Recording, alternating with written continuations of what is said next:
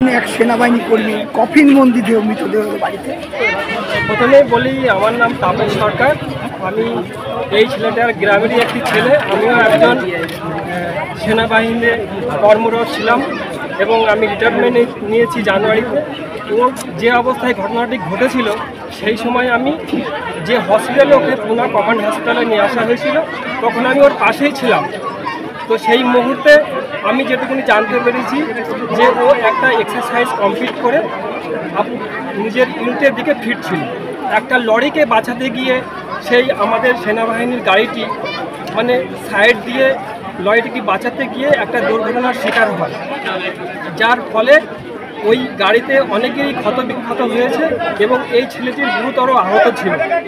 সঙ্গে সঙ্গে ওকে কমান্ড পুনা হসপিটালে নিয়ে আসা হয় এবং ছেলেটি সেই সময় আমি ওই হসপিটালে প্রেজেন্ট ছিলাম এবং ছেলেটি ভালো রিকভার করে গিয়েছিল। তারপরেও ও বাড়িতে আসার পরে ওর ভেতরে কিছু ইনফেকশন ছিল, যেগুলো যার জন্যে পুরোপুরি ও সুস্থ হয়ে উঠতে পারেনি। আর পরবর্তীতে আমরা 7-8 মাস পরে আস্তে আস্তে ওর সঙ্গে আমার কথাবার্তা হতো। রিসেন্ট 1-2 মাসের মধ্যে ও খুবই অসুস্থ হয়ে পড়ে। আর রিসেন্টলি আমরা জানতে পারি এর মধ্যে যে উনি আমাদেরকে ছেড়ে চলে গেলেন। আপনার নাম? আমার নাম তাপস সরকার। এই যে প্রতিবেশী একজন মারা গেল, আপনি পাশে দেখেছেন, আজকে এত দুঃখিত, কি বলবেন পরিবারকে?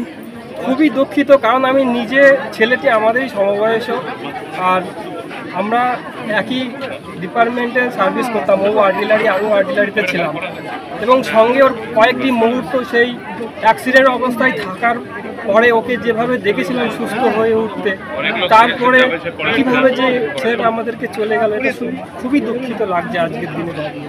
আপনার নাম? তাপস সরকার। বাড়ি এখানে ভাষা গ্রাম, কৃষ্ণগঞ্জে।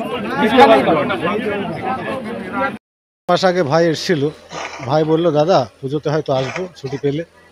তা সে পুজোতে আসতে পারলো না, পুজোর পরপরই তার বিশাল অ্যাক্সিডেন্ট ঘটে যায়। তাও আর আসতে পারিনি, এই আজকে আসলো কফিন বন্দিতে। আর কি বলবো, দুঃখের বিষয়। আমার ভাইয়ের 2 মেয়ে, ঠিক আছে, আমরা খুবই দুঃখিত। ঠিক আছে, আমার ভাই বোন সব ভেঙে পড়েছে, ঠিক আছে, সব অজ্ঞান হয়ে যাচ্ছে, জল দিচ্ছে সবাই। কি আর বলবো বলেন, ভাই তো আর ফিরবে না, এই শেষ। আপনার নাম? আমার নাম তরুণ মল্লিক। কোন নম্বর ভাই ছিল? আমার ওরা ছোট ভাই, আমি মেজো, আমার বড় দাদা আছে ভিড়ের মধ্যে, ওখানে গেছে। আমি মেজো ভাই, 3 ভাই, আমরা 3 ভাই। আপনাদের মধ্যে একমাত্র ভাই এই চাকরি করতো? হ্যাঁ, ওই চাকরি করতো। আমি কিছুদিন এনভিপি করেছিলাম 4 বছর মতো, তারপর আমার চলে যায়, ঠিক আছে।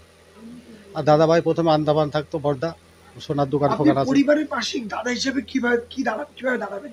আমি দেখবো, এখন ভাই তো চলে গেল, তার মেয়ে 2 মেয়ে, আমরা যতটা পারি চেষ্টা করব, যতটা সাধ্য দেখবো, ঠিক আছে। কিন্তু আমাদের ফ্যামিলিতে কোনো প্রতিদ্বন্দ্বিতা জীবনে নেই, আর আশা করি আর থাকবোও না। ভাই তো গেছে, মেয়ে ফেয়েদের আমাদের গার্জেন হিসাবে দেখতে হবে। আর কি বলবো বিষয় বলুন, তাছাড়া তো আমাদের কিছু দুঃখের বিষয় আর কিছু বলার তো নেই। বলুন, দেখবো যতটা পারি আমরা দেখবো, ঠিক আছে, চেষ্টা করবো। আমার নাম তরুণ মল্লিক।